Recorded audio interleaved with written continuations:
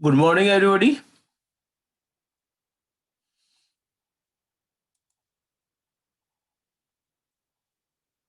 Good morning sir. I think हम लोगों ने थ्रेडेड बाइनरी ट्री के बारे में कुछ पढ़ना शुरू कर दिया था, तो जल्दी से रिवाइज कर लेते हैं।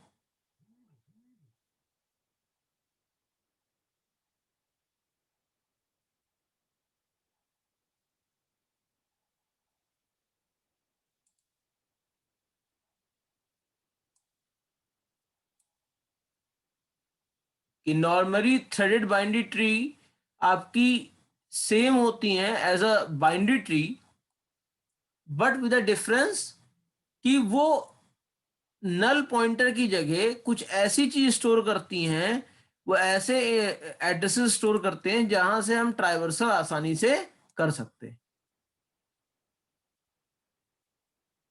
तो अगर हम देखें तो नंबर ऑफ नोड्स जो नल कंटेन करते हैं वो आइदर या तो राइट साइड में होते हैं या लेफ्ट साइड के फील्ड में होते हैं। ठीक है, तो इस स्पेस को वेस्ट होने से बचाने के लिए अच्छा यहाँ है कि यहाँ पे कुछ यूजफुल इंफॉर्मेशन डाल दें। तो यहाँ पर कुछ आपके स्पेशल पॉइंटर्स डाल दिए जाते हैं और ये पॉइंटर्स पॉइंट करते हैं उन लोकेशंस को जहां पर आपका इन ऑर्डर या तो सक्सेसर हो या इन ऑर्डर आपका प्रेडेसर हो। तो ये स्पेशल पॉइंटर्स कहलाते हैं थ्रेड। और जो इस ट्री इस तरह के थ्रेड्स को कंटेन करती है उसे थ्रेड बाइनरी ट्री के नाम से हम जानते हैं। क्लियर है बेटा इतनी बात? ये हम लोगों ने पिछली बार पढ़ा था। Yes sir. अब अगर किसी भी थ्रेडेड बाइनरी ट्री में को डिनोट करने के लिए जो हमको थ्रेड्स होती हैं उनको डिनोट करने के लिए हम एरो का इस्तेमाल करते हैं।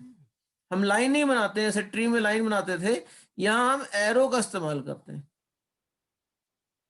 जिससे कि हमको ये पता लग जाए कि कौन से हम ऐसी चीजें थ्रेड्स क्या हैं और नॉन थ्रेड्स क्या हैं। और कई वे हैं थ्रेडिंग का। नॉर्मली दो तरह की वे हम लोग यूज करते हैं, दैट इज सबसे पहला होता है वन वे थ्रेडिंग, दूसरा होता है टू वे थ्रेडिंग। जो वन वे थ्रेडिंग होती है इसमें थ्रेड आपकी एक ही तरफ अपेयर करती है और इसको सिंगल थ्रेडेड ट्री कहा जाता है। ठीक है बेटा?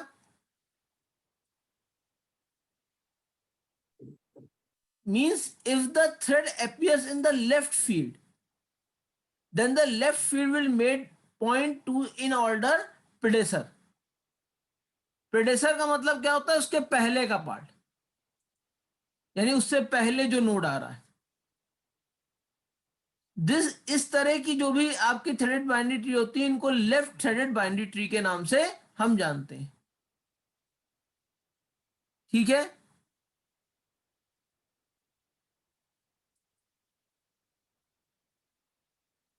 इसी तरीके से अगर हमारी स्पेस राइट हैंड साइड की तरफ आ रही है तो इसका ये यहां पर जो पॉइंटर होगा वो पॉइंट करेगा टू इट्स सक्सेसर।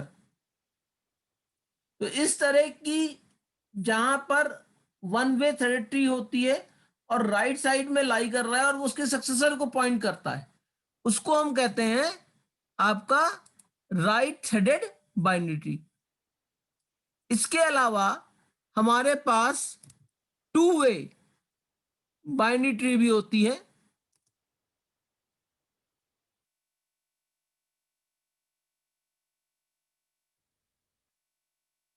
इस टू वे में क्या होता है आपका कि मान लीजिए आपका थ्रेड जो है अगर दोनों तरफ अपेयर कर रहा है, लेफ्ट में भी अपेयर कर रहा है राइट में भी अपेयर कर रहा है नोड के, तो हम इसको कहते हैं डबल थ्रेडेड ट्री। अब लेफ्ट वाला आपके इन ऑर्डर प्रेडेसर को पॉइंट करता है और राइट वाला उसके सक्सेसर को पॉइंट करता है। ठीक है, इस यस सर।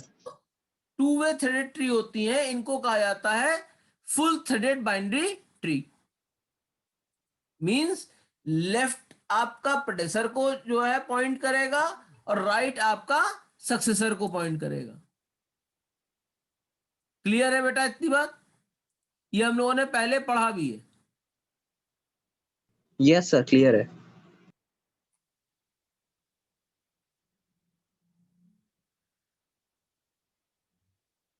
अब जैसे आप एक यहाँ पे एग्जांपल देखिए कि एक बाइनरी ट्री है जिसको वन वे थ्रेडिंग किया गया है, और वो कॉरस्पॉन्डिंग रिप्रेजेंटेशन उसका अगर देखिए तो नीचे आपको दिया गया है। जैसे नोड 5 है,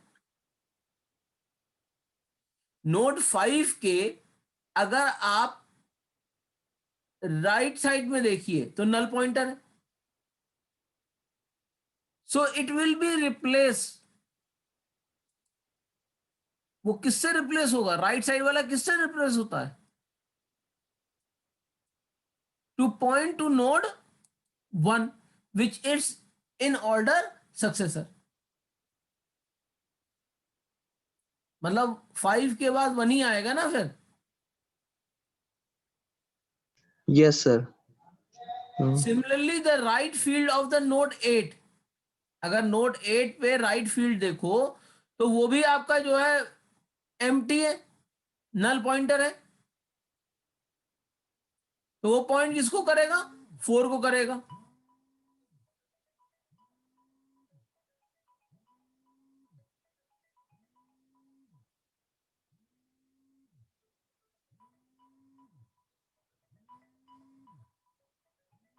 ठीक है बेटा।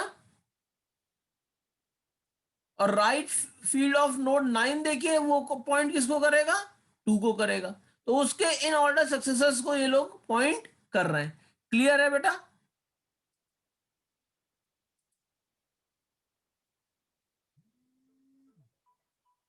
Yes sir.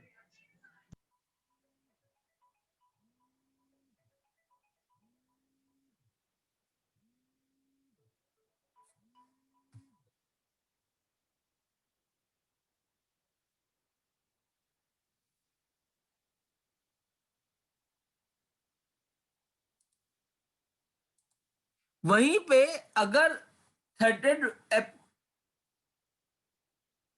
एक सेकेंड, अब वन वे थ्रेड ट्री में अगर आप और एग्जांपल देख लीजिए तो मान लीजिए the right field of node 11 will point two node 3 and the right field of 12 will contain null pointer because it has no in order। 12 का कोई इन ऑर्डर तो है नहीं, मतलब उसका कोई इन ऑर्डर सक्सेसर तो है नहीं, तो वो किसको पॉइंट करने लगेगी? नल को करने लगेगी। तो ऐसा नहीं होता है कि नल पॉइंटर नहीं अलाई करता है वन वे थ्रेडिंग में। जहां पर इन ऑर्डर सक्सेसर नहीं होगा या इन ऑर्डर प्रेडेसर नहीं होगा, तो चाहे लेफ्ट हो चाहे राइट हो, वो आपको किसको पॉइंट करेगा? तो वो नल को ही पॉइंट करेगा। क्योंकि जब कुछ है नहीं तो हम पॉइंट किसको कर सकते हैं? हम नल को ही पॉइंट करेंगे। तो रिडक्शन ऑफ नल हो जाता है। जैसे कल हम लोगों ने कहा था कि स्पार्स मैट्रिक्स जैसे होती है, वो नॉन जीरो एलिमेंट के साथ कंटेन करती जाता है, सॉरी, मैक्सिमम जीरो एलिमेंट जिसमें होते हैं उसको स्पार्स मैट्रिक्स कहते हैं। तो ऐसा नहीं है कि सारे एलिमेंट जीरो होते हैं। अब जो एलिमेंट जीरो नहीं है आप उसको जो है रिमूव नहीं कर सकते, आप उसको नजरअंदाज नहीं कर सकते। अब अगर आप टू वे थ्रेडिंग में देखिए तो टू वे थ्रेडिंग आपकी कहां पर आएगी? चाहे लेफ्ट में हो चाहे राइट में हो, वो दोनों तरफ को चेक करेगी। जबकि इससे पहले कहां चेक हो रहा था? केवल या तो लेफ्ट साइड चेक हो रहा था या राइट साइड चेक हो रहा था। तो अब हम लेफ्ट राइट दोनों को कंटेन करेंगे, और लेफ्ट को करेंगे तो लेफ्ट क्या करेगा? प्रेडेसर पे जाएगा, और राइट कहां जाएगा? सक्सेसर पे जाएगा। suppose node 5 contain a null pointer in its left field, so it will be replaced to the point 2 to point to node 2. अगर 5 में देखो तो उसका इन ऑर्डर प्रेडिसर क्या है? 2 ही तो है. Yes sir, 2 in order predecessor है. उसी तरह left field of node 8 will contain null, क्योंकि उसका कोई प्रेडिसर नहीं है.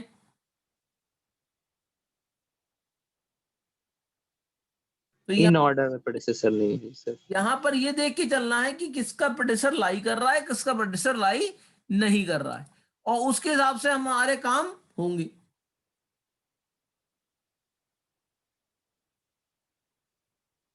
तो threading always help us to reduce the movement of the pointers.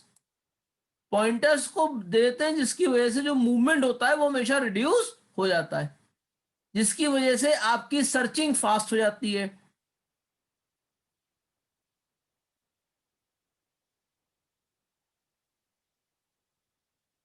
अब अगर किसी बाइनरी थ्रेडेड ट्री को ट्राइवर्स करना है, तो ट्राइवर्स करने का मतलब क्या है कि हम हर एक नोड पर जा रहे हैं. यही तो होता है ट्राइवर्सिंग का मतलब.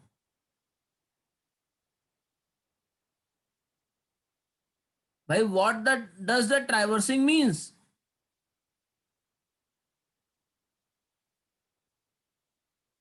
ट्राइवर्सिंग का मतलब यही तो है कि हम हर एक नोड पे विजिट कर रहे हैं. जी सर.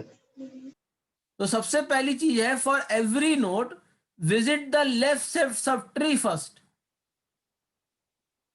प्रोवाइडेड इट में एग्जिस्ट. अगर एग्जिस्ट नहीं कर रही है तो आप कहां जाएंगे? और दूसरा, आपने उसको पहले से विजिट ना कर रखा हो.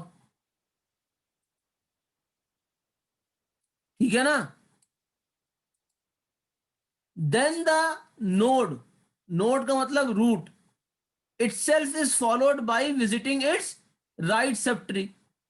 अगर वो राइट सब ट्री एग्जिस्ट कर रही है, यानी पहले लेफ्ट, फिर नोड, फिर राइट. यही तो हुआ.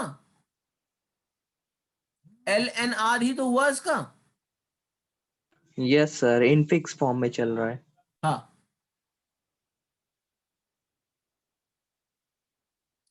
Check for the threaded link and make the threaded node current node in consideration. अगर मान लो उसके कोई राइट सब ट्री नहीं है तो आप थ्रेड को कंसीडर करिए, अगर लेफ्ट नहीं है तब भी आप थ्रेड को कंसीडर करिए, और थ्रेड को कंसीडर करके उसी कंसीडरेशन के हिसाब से आप नोड को विजिट करते जाइए. क्लियर है?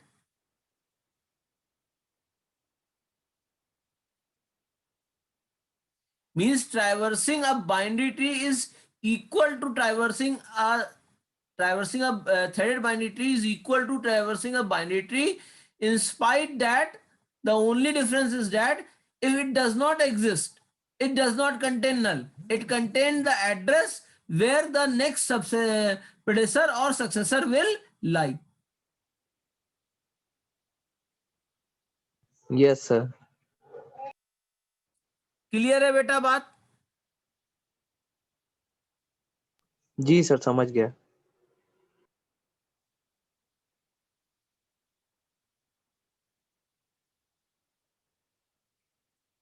अब एल्गोरिथम क्या है?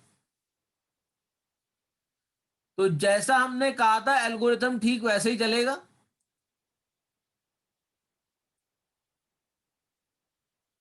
एल्गोरिथम क्या कह रहा है भाई? कि check if the current node has a left child and that has not been visited. यानी उसके पास अगर लेफ्ट चाइल्ड है और उसको पे विजिट नहीं किया गया है तो उसको पहले चेक कर लो. ठीक है? If a left child exist that has not been visited, go to the step, else go to the step 3. अब स्टेप 2 में क्या है? Add the left child in the visit list of visited node, display नहीं करा रहे हैं, हम केवल क्या कर रहे हैं,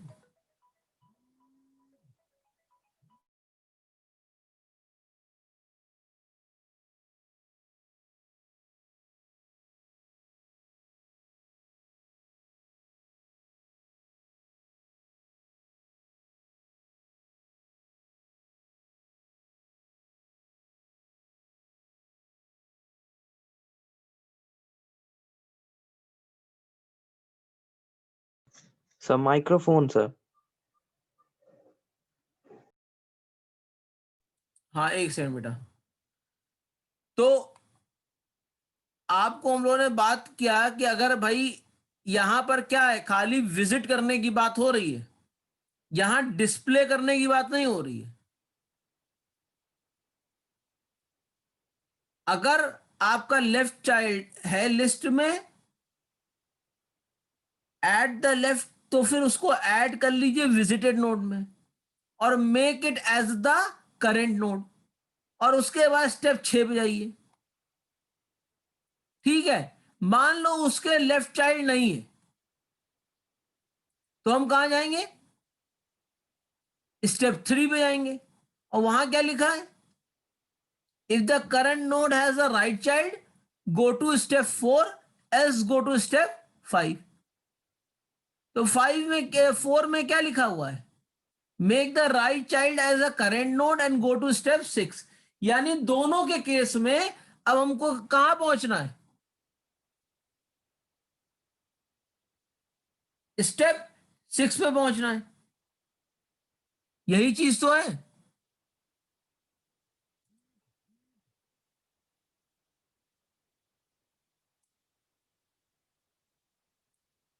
जैसे कि फिर से आपको समझा देता हूं, सबसे पहले मैंने क्या किया, चेक किया कि करंट नोड के लेफ्ट चाइल्ड है या नहीं है। है तो वो विजिटेड तो नहीं है।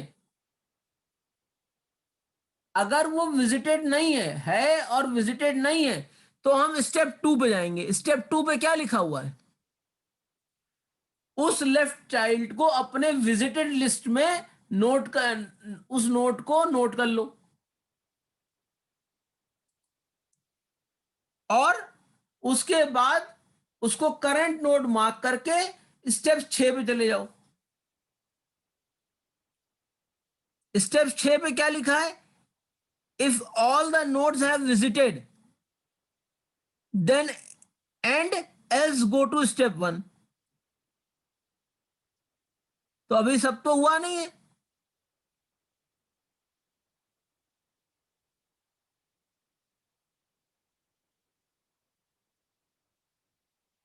क्लियर है मेरी बात इतनी।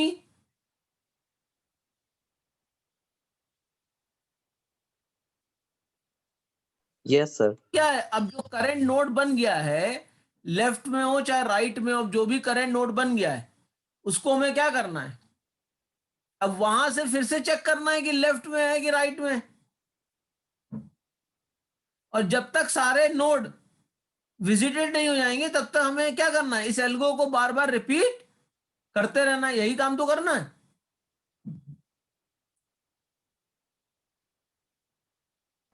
Yes, sir. अब मान लीजिए स्टेप 5 पे हम पहुंचे, वहां लिखा है print the node and if there is a thread node make it the current node. तो स्टेप 5 पे हम कब आ रहे हैं,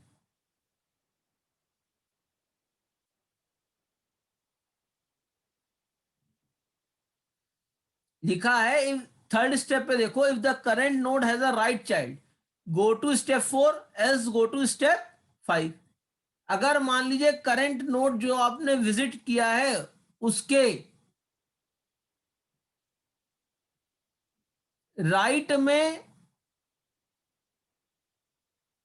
चाइल्ड है, तो कहां जाना है, स्टेप 4 पे जाना है। नहीं तो कहां जाना है, स्टेप 5 पे जाना है। यानी जो नोड है उसको हमको प्रिंट करा देना है। मतलब कि वो नोड लीफ नोड होगा। जिस नोट को हम प्रिंट करेंगे उसके ना लेफ्ट में कोई होगा ना राइट में कोई होगा।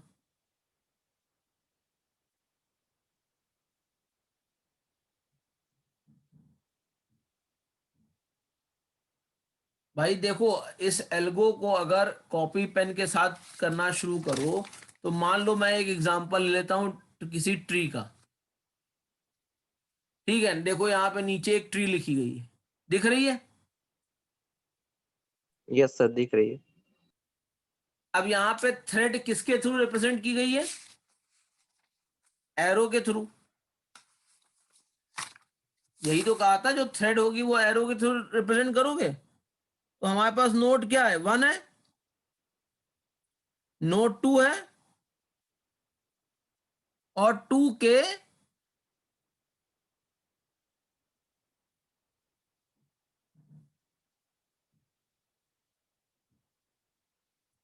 बाद 4 है।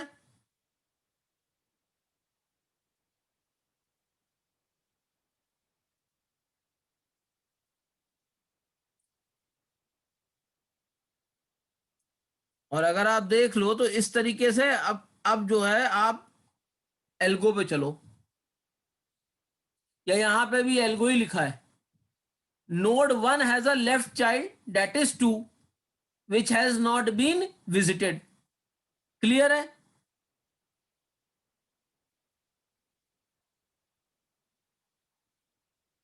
भाई ये एल्गो ही का आपका एक एग्जांपल के साथ समझा रहा हूं।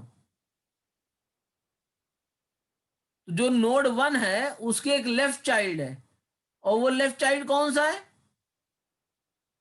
सर 2 है। 2 है, और जिसको अभी हमने विजिट नहीं किया है। So add 2 in the list of visited node. एक आप लिस्ट बनाइए जो आपका हो जाएगा विजिटेड नोड। तो विजिटेड नोड अब कौन सा हो गया हमारा? 2 हो गया। उसको उस लिस्ट में ऐड कर दिया, और उसको अब हमने करंट नोड बना दिया। यानी अब मुझे जो भी ऑपरेशन देखना है वो कहां से देखना है? 1 से नहीं देखना है, अब कहां से देखना है? वो 2 से देखेंगे अब। 2 से देखना है। ठीक है।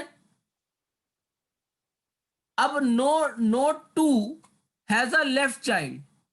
नोड 2 के लेफ्ट चाइल्ड है, यस सर, है 4। और ये विजिट भी नहीं हुआ है। तो विजिटेड लिस्ट में हम क्या ऐड कर देंगे? 4 को ऐड कर देंगे, और 4 हमारा क्या हो जाएगा? करंट नोड हो जाएगा। 4 हमारा क्या हो जाएगा बेटा? 4 हमारा करंट नोड बना देंगे सर। ठीक।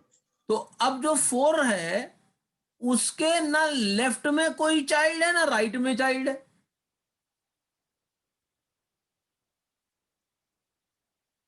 उसके ना लेफ्ट में कोई चाइल्ड है ना राइट में चाइल्ड है, तो उसको प्रिंट, यानी सबसे पहला नोड जो प्रिंट हुआ वो कौन सा हुआ? 4। यस सर, 4 प्रिंट हो जाएगा। अब हमें थ्रेड चेक करनी है कि थ्रेड है कि नहीं है कोई। तो इसके पास एक थ्रेड है जो लिंक कर रही है नोड 2 को। तो जो नोड 2 है उसको हम क्या कर देंगे? करंट नोड बना देंगे।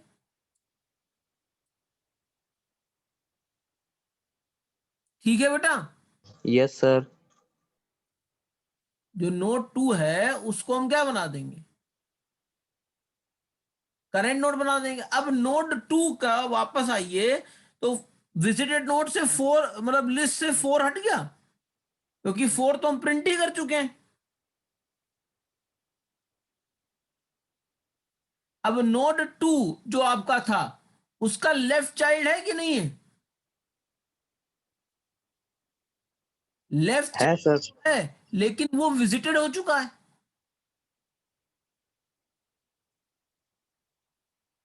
भाई लेफ्ट चाइल्ड क्या है? 4 है, यस सर, विजिटेड है सर। Visited yes. हो गया है, और इसके राइट में कोई चाइल्ड ही नहीं है, इसलिए वहां पे थ्रेड बनी हुई है। इसलिए वहां पे थ्रेड बनी हुई है कि नहीं बनी हुई है? यस सर, है। तो थ्रेड किसको पॉइंट कर रही है? 1 को। यस सर, 1 को वापस पॉइंट तो कर रही पहले 4 के बाद अब 2 को प्रिंट कर दो, और उसके बाद थ्रेड को फॉलो कर लो, और वो कहां आपको ले जाएगा, नोड 1 को पे। अब नोड 1 को कर दो करंट नोड, इसमें कोई दिक्कत? No sir. ये बात समझ में आई?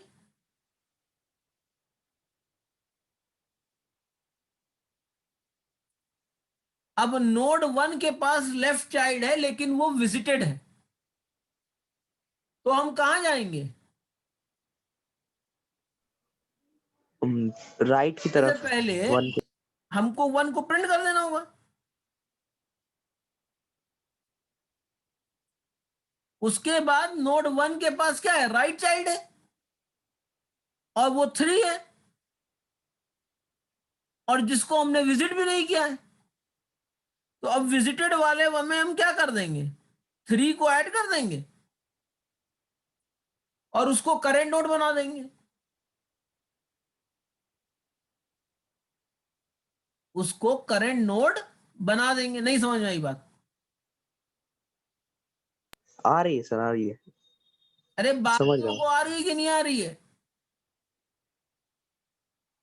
अंबर और निखिल को तो Yes, sir. बाकी और किसी को आ रही है? शिवम भैया तुमको आ रही है?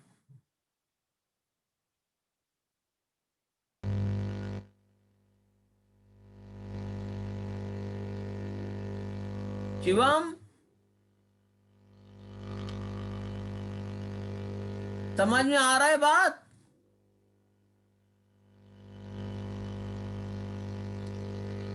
अब तुम चैट पे ही बता दो।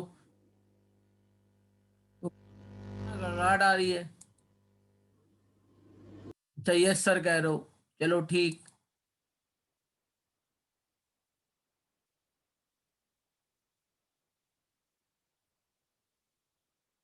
कल आप लोगों की प्लेसमेंट की एचआर कॉन्क्लेव है, आप लोगों को मालूम है?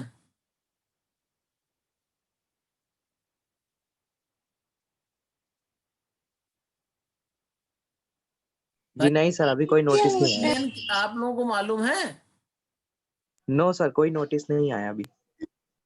उसमें आपको अभी अपने आप को रजिस्टर्ड करना होगा। कल मैंडेटरी है वो वर्कशॉप, वो एचआर कॉन्क्लेव को अटेंड करना।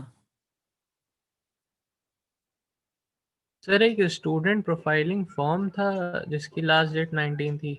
हाँ, वो वो अलग बेटा चीज है। जी सर। उसमें आप अपनी प्रोफाइल बताएंगे, जिसमें जो है अपनी सारी इंफॉर्मेशन डालेंगे। जी सर। और उसको हमें सर ज़्यादातर लोगों ने अभी फिलअप नहीं किया है उसको। भाई उसको भी फिलअप कर दो। डीन मैम ने रिक्वेस्ट किया था सबसे कि उसको फिलअप करवा लें। सारे जो सीनेट वाले थे उनसे कहा था इसको करवा लें। जी सर। और आप लोग कम से कम कर डालिए, कम से कम। डीन मैम ने कहा इतना तो कहना मान ही सकते हैं। उसमें कुछ करना तो है नहीं भाई, सीधे जाके क्लिक करना है। उसी तरीके से अभी एक फॉर्म शेयर हो रहा है आप लोगों से एचआर कॉन्क्लेव का, जो कल ही है। जी सर। तो भाई सभी को चाहिए, ऐसा तो कोई है नहीं जिसको प्लेसमेंट नहीं चाहिए। क्योंकि अभी तो आप सेकेंड ईयर में हो, प्लेसमेंट के लिए आपके पास 1.5 साल है, या कह सकते हो 1 साल है। तो 1 साल में बहुत तैयारी करनी है। ठीक है ना बेटा? यस। तो एक फॉर्म अभी शेयर होगा, आप अपने आप को उसमें रजिस्टर्ड कर लीजिएगा। ठीक है सर। सर इसकी टाइमिंग क्या है सर? वो 2 हिस्सों में हो रहा है बेटा। अब ये देखना है कि कौन से वाले में तुम लोगों का रजिस्ट्रेशन होता है। एक मॉर्निंग में 10 बजे से है, और एक 12 बजे के बाद से है। तो इसमें आपके पेटीएम और तमाम जगहों के जो एचआर हैं वो आएंगे, सब आएंगे। मतलब क्या, वो ऑनलाइन ही आएंगे। तो उसमें आपको पता चल सकता है कि कैसे, किस जगह सिलेक्शन कैसे होता है, क्या आपके अंदर देखा जाता है। क्योंकि एचआर स्वयं बता रहा है कि क्या चीजें देखी जाएंगी।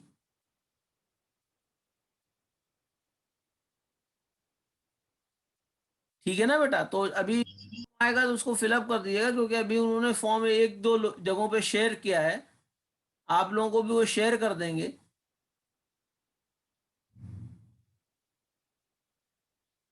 जरूरी है इसलिए कह रहा हूं, अटेंड करना सबको जरूरी है। तो नोड 1 पे वापस आ जाते हैं। नोड 1 के लेफ्ट के सारे चाइल्ड हम विजिट कर चुके हैं ना?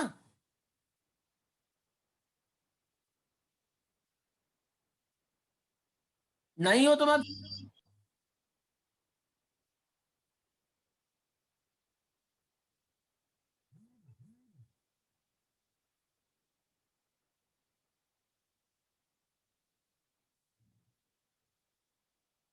चलो फिर से बताता हूँ, इसका मतलब समझ में नहीं आया। नहीं सर, हो गया सर, हम 3 तक आ गए थे। अरे आ तो गए थे, लेकिन सब लोग कुछ बोल ही नहीं रहे, सब लोग ऐसी शांति हो गई जैसे जो है किसी शोक सभा में गए हुए हैं। मैं कह रहा हूं कि मैंने ये तो पता कर लिया था कि हमारे लेफ्ट में जितने भी चाइल्ड थे वो सब विजिट हो गए थे ना मेरे, जी सर। विजिट करके प्रिंट करा दिया था, कर दिया था ना?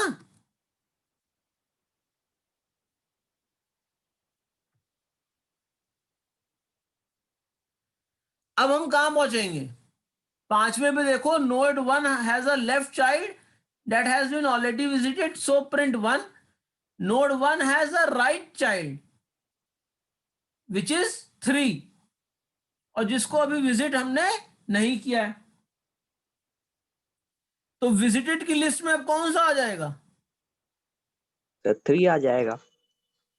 3 आ जाएगा। उसको हम क्या बना देंगे? करेंट नोड बना देंगे।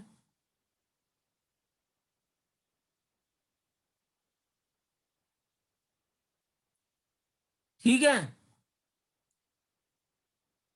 अब नोड 3 के लेफ्ट चाइल्ड है नोड 5, जो विजिट ही नहीं हुआ है, तो उसको अब हम क्या बना देंगे? करेंट नोड बना देंगे। ठीक है।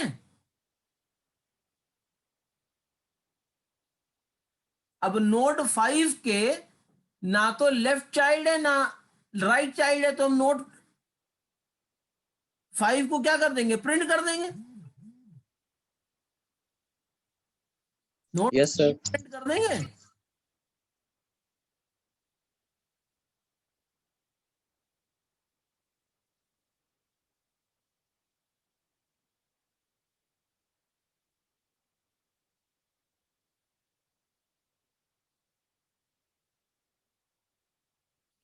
नोट 5 को प्रिंट कर देंगे बेटा। यस सर, नोट 5 प्रिंट कर लेंगे सर। जी अब सर। वहां पे एक थ्रेडेड लिंक है जो पॉइंट कर रहा है नोट 3 को। कर रहा है कि नहीं कर रहा है?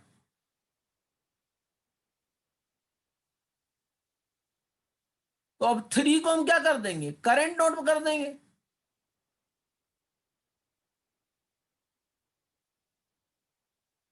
अब 3 के जो लेफ्ट चाइल्ड था वो विजिटेड हो गया है कि नहीं हो गया है? यस सर, 5 विजिटेड है। तो अब हम 3 को प्रिंट कर देंगे। अब उसके कोई अब कोई ना नोड लेफ्ट में है ना राइट में है 3 के, तो सीक्वेंस हमारे नोड का क्या हो जाएगा? 4 2 1 5 3 हो जाएगा। तो ये इन ऑर्डर ट्राइवर्सल हो जाएगा of a threaded binary tree. Clear है? Yes sir. देखो आप जिस तरह से कर रहे हो आपको तो लगेगा ये काम तो हम बाइनरी ट्री में भी ऐसे ही करते हैं, इसमें कौन सी खास बात है? पर ये चीज आपको तब समझ में आएगी जब आप सिस्टम पे काम कर रहे होंगे, जब मेमोरी एलोकेशन और इतने छोटे ही ट्री पे नहीं आएगी। जब सर्चिंग बहुत बड़ी होगी तब आपका जो है टाइम जो है वो आपका कम होगा। अब सुपर कंप्यूटर ही को आप ले लो, सुपर कंप्यूटर पे 2 into 2 करो और लैपटॉप पे 2 into 2 करो, रिजल्ट क्या आएगा? सेम ही टाइम में आ जाएगा। फर्क कब पड़ेगा? जब कैलकुलेशन बहुत बड़ी और कॉम्प्लेक्स होगी सर। जब बड़ा होगा और कॉम्प्लेक्स होगा, ठीक है ना। तो सारे इफेक्ट तभी पड़ते हैं जब आपका इफेक्ट जो है बड़ा होता है और कॉम्प्लेक्स होता है। क्लियर है?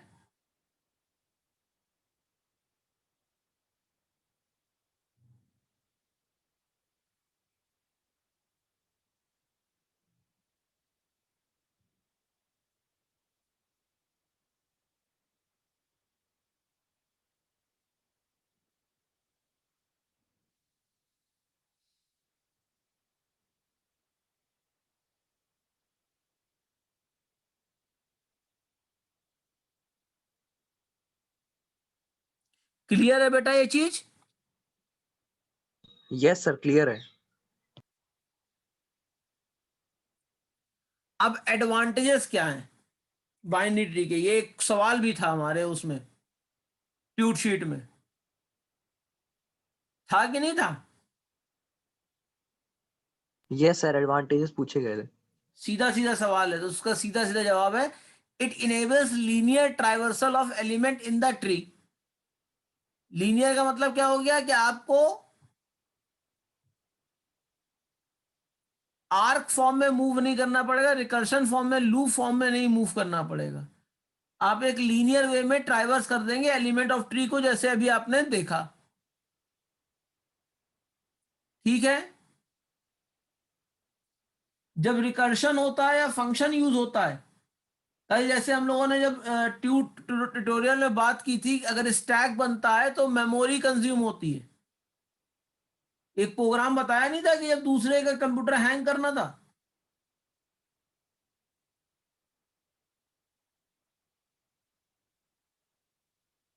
कल कीप नाम का एक फंक्शन बताया था बेटा। अब वो यस सर। क्या कर रहा था? वो रिकर्सिवली कर क्या रहा था? मेमोरी तो की मेमोरी और कुछ तो कर नहीं रहा था। नहीं सर। और उसका इतना भयानक इफेक्ट हो रहा था कि दूसरे का सिस्टम हैंग हो रहा था। तो हैंग क्यों हो रहा था? क्योंकि मेमोरी स्पेस नहीं मिल रही थी।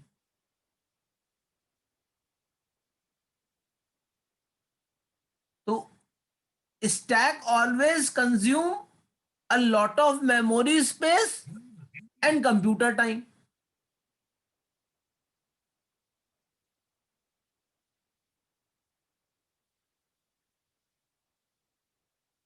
ठीक है बेटा। तो लीनियर ट्राइवर्सल की वजह से ये चीज हमारी क्या हो जाती है? बच जाती है।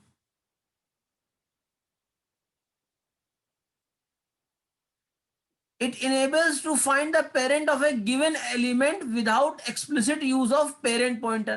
यानी पेरेंट पॉइंटर को हमको स्टोर करने की जरूरत नहीं। जब आप नल की जगह उसके सक्सेसर या प्रोडेसर का पॉइंटर स्टोर कर रहे हैं, तो पॉइंटर को पहले से मेमोरी में स्टोर करने की आवश्यकता नहीं है। तो ओवरहेड्स कम होंगे कि नहीं होंगे? जी सर यस होंगे। सर।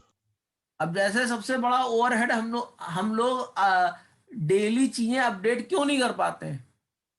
वो इसलिए नहीं कर पाते कि हम लोग बस ओवरहेड्स इतने ज्यादा रहते हैं कि उनको कवर करते करते जो करंट टाइम हो जाता है वो भी ओवरहेड हो जाता है। मतलब सर के ऊपर दूसरी चीज आ गई, तो एक काम खत्म नहीं हुआ, दूसरा काम और शुरू हो गया।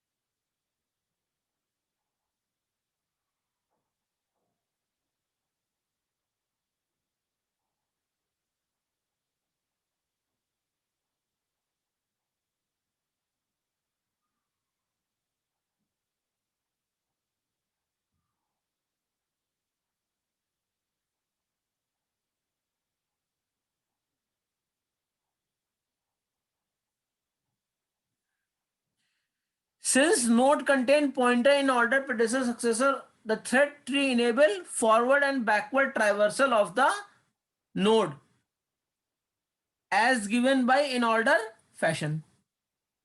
तो आप सीधे आगे या पीछे जाने की जरूरत है, आपको बार बार चीजों को चेक करने की जरूरत नहीं है कि हम पहले नल चेक किए फिर वापस आए।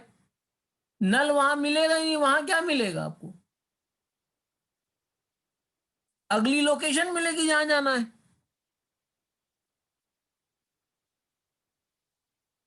ठीक है, यस सर, प्रेडिसेसर या सक्सेसर मिल जाएगा वहां पे नोड पे। तो ये एडवांटेजेस समझ में आए भाई आपको?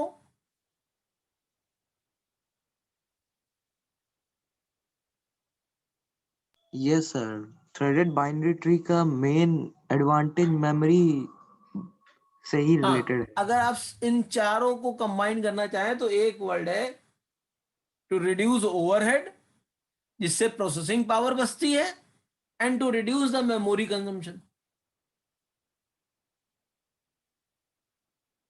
वो कैसे होता है, वो ये 4 लाइनें आपको 4 पॉइंट एक्सप्लेन कर रहे हैं।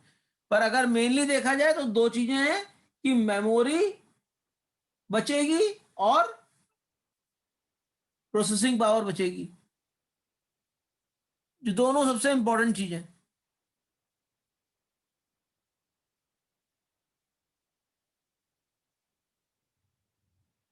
क्लियर है बेटा? Yes sir. आगे चले। जी सर।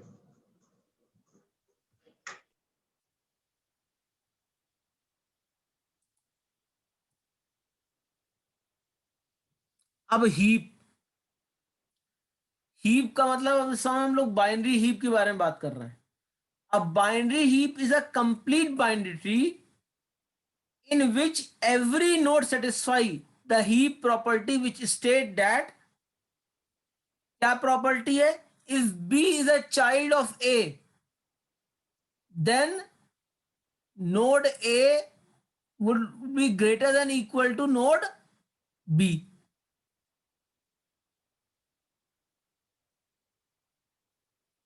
क्लियर है मेरी बात?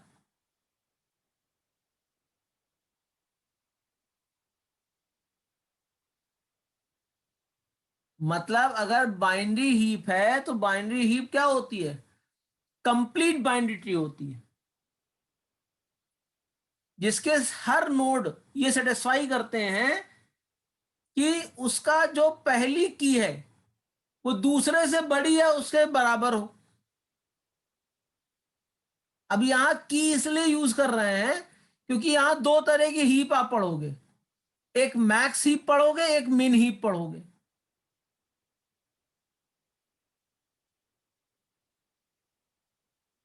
क्लियर है ना? तो मैक्स हीप और मिन हीप क्या होती है, ये अभी हम आगे बता रहे हैं। ये चीज क्लियर हो गई? मतलब सर, चाइल्ड हमेशा पेरेंट से यहाँ पे छोटा रहेगा। हाँ, छोटा रहेगा या बड़ा रहेगा डिपेंड करेगा की पे। अब की क्या है, मैक्स या मिन?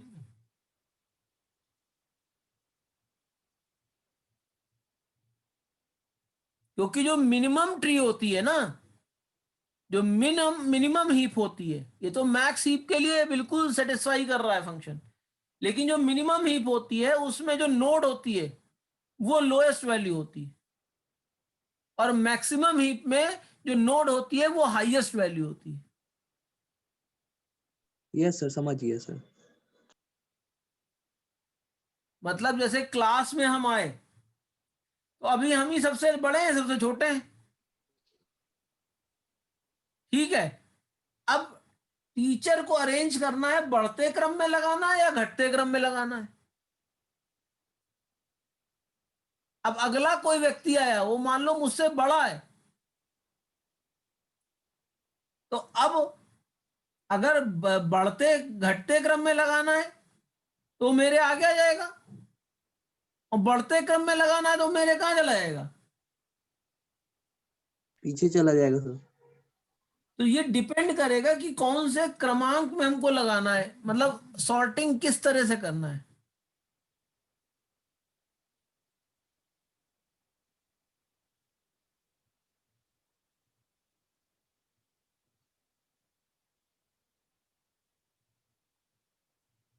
यस सर, समझ गए sir.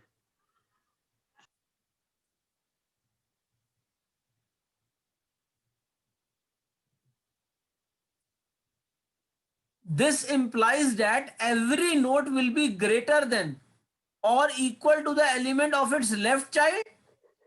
Thus, the root node has the highest value. And this is commonly known as max heap. अब इसमें देखो, जो मैंने बात कही थी कि जो रूट नोड होगा वो मैक्सिमम वैल्यू होगी, मैक्सिमम वैल्यू है कि नहीं है? यस सर, है।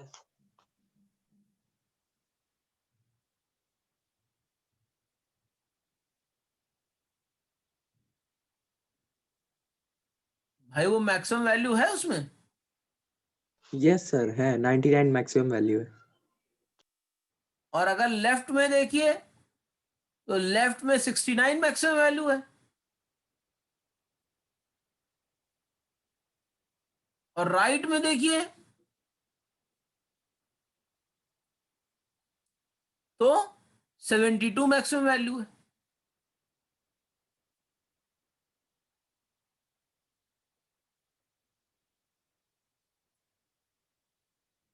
तो इसी तरीके से आपकी ये मैक्स हीप होती है। अब मिन हीप भी बता देते हैं जल्दी से।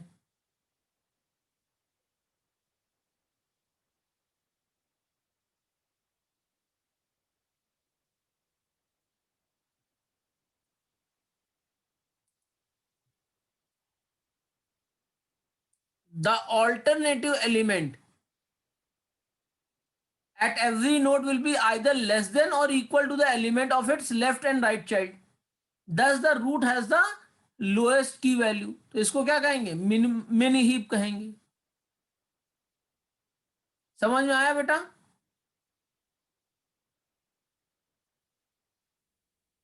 मैक्स हीप में क्या होता है? जो रूट नोड होता है वो हाईएस्ट वैल्यू होती है।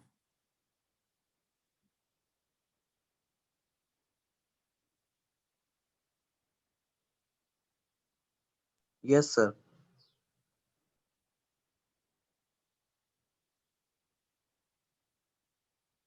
और जो मिनिमम हीप होती है उसमें जो रूट वैल्यू होती है वो सबसे मिनिमम होती है। क्लियर है? यस सर, क्लियर है।